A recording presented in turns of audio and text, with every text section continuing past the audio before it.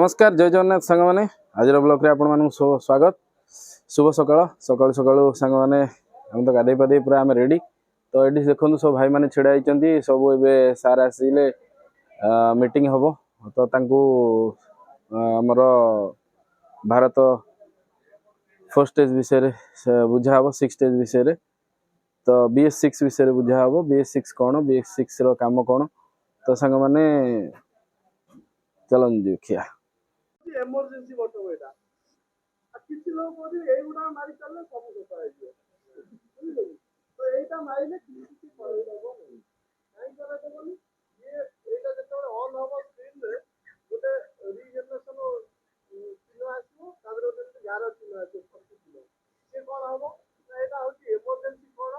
जतले आपण भिडो भितर अछन गोटे धर जाम एरिया रे अछन तो सेठी आपनकर रीजनरेशन लाइट आसिला सेठी कोन आपण चिया करते ताऊ रीजनरेशन कर परिबेनी कि ताऊ चले कि तो ऑटो रीजन कर परिबेनी किछि हेई परिबोनी तो सेठी ए भिडो भितर ए बटन ता दबाई कि आपण किछि बाट पारी करिया पर्यंत ए बटन ता कोन करियो रीजनरेशन को से दबाई कि रखियो माने कि सब बंद करी रखियो ना माने मु घोड़ा चक्कर ताऊ 4 दिन 8 दिन पर्यंत आकु मारी कि चले भी सेठी कहतला हला एई बटन माइले से सब बंद होई जो तू चला मो किछि होबनी हला ए बटन मारे से कोन हबो आपण धर आपण कोडिया आक्रम रे गाड़ी चलाउछन्ती से धर ए बटन ऑन अछि से करे दो बात रीजन में तो दिया है कि धर कोई बटन ऑन अछि से धर काम सीधा इनकी 2000 आरपीएम ऊपर रहिबो जो सेति टेम्परेचर अधिक रहिबो हीट अधिक रहले निया लागियो संभावना सेति पय आपण कोडिया जागा देखि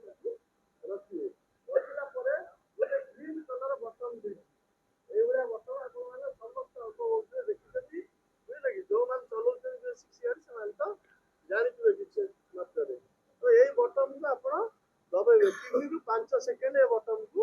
दबेबे ए बटन दबेया पूर्व आपण को तीनटा जिनिस तो सांग मैंने वर्तमान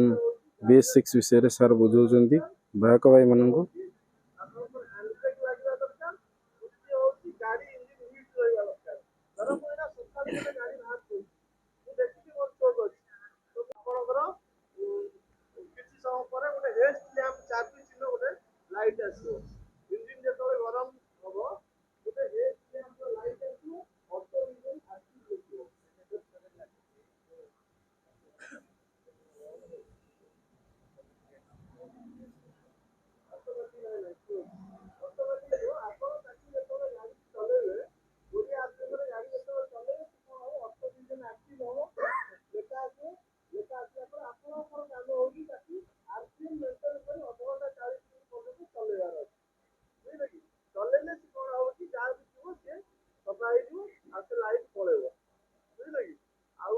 ଯଦି ଆପଣ ଏଇ ଜିନିଷ ନ କରନ୍ତି ସେ ଲାଇଟ୍ ଆସିଲା ଆପଣ ଚିନ୍ତା କଥା ବୁଝିଲେ ଚଲେଇଲେ ସେ ତାର ଜଳୁଥାଉ ତା 2 दिन 4 दिन से चलियो चलला पर गाड़ी आ 20 स्पीड रो अधिका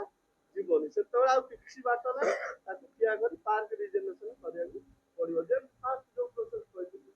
ବୁଝିଲେ କି ତ ସେଥିପାଇଁ ଏଇଟା ଯେତେବେଳେ ଆପଣଙ୍କର ଗାଡ଼ି ଚଲେଇଲା ବେଳେ ଆସୁଛି ଆପଣ ଚେଷ୍ଟା କରନ୍ତୁ ତାକୁ ଅଟୋ ରିଜେକ୍ଟ କରିବାକୁ କାହିଁକି ନା ଯୋଉ ଅଧଘଣ୍ଟା 40 ଗାଡ଼ି ଆମେ ଚଲେଇବା ତାକୁ ଗ୍ରାଉଣ୍ଡ ରେ ସେତେବେଳେ କଣ ହବ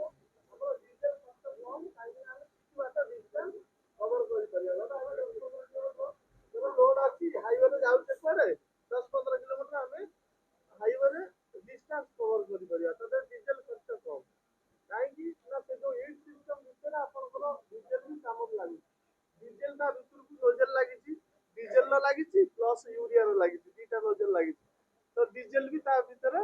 କାମରେ ଲାଗୁଛି ତ ସେଥିପାଇଁ ଅଧିକା ଖର୍ଚ୍ଚଟା ବଢିବ ନା ନାଇଁ କହିବି ତା ବିଷୟରେ କହିବି ତ ଇଏ ହଉଛି ୟୁରିଆ ଆପଣଙ୍କର ଯୋଉ ପଡୁଛି ସବୁ ଗାଡିର ଅଲଗା ଅଲଗା ଅଛି ତ ଆମର ଅଶୋକ ଲେଭେଲର ପଡୁଛି AUS 32 aquatic urea solution 32% urea ଭାଗ ରହୁଛି ସେ ବାଲ୍ଟିରେ ବାକି 58% ପାଣି ଭାଗ ରହୁଛି ତ ଆମେ ୟୁରିଆ ସହିତ ମିଲାବଟ କରିବା ଯୋଉ କମ୍ପାନୀରେ ପାଣିରେ ଟାଟାରେ ଭାରତ ବେଞ୍ଚର ଭାରତ ବେଞ୍ଚର ସବୁ ଅଦର ଯେକୌଣସି କମ୍ପାନୀ ତା ସବୁ ପକେଇଦବ ଅଦର କେବେ ନ ମିଳିବା କାରଣରୁ ଆମେ କୋଉଠୁ ଆଣି ଢାଳିଦବା ତ ଆର ହଉଛି 32% ୟୁରିଆ ଭାଗ ରହିବା ଦରକାର ତ ତା ଦେହରେ ଯଦି 36% ରହିଲା କେମିତି ସେ ଖାଇବ ୟୁରିଆ ଖାଇବନି ଗାଡ଼ି ପିକଅପ୍ ନବନି ଏସବୁ ପ୍ରୋବ୍ଲେମ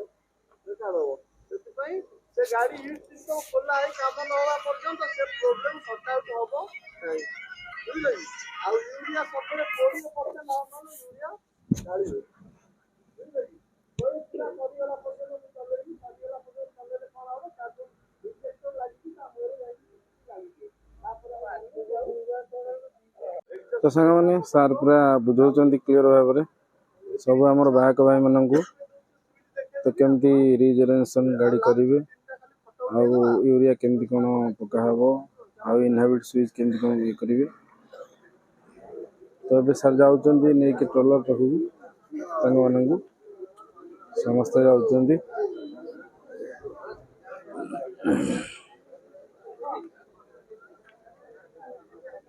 ଟ୍ରଲରରେ ସମସ୍ତଙ୍କୁ ଦେଖେଇବେ।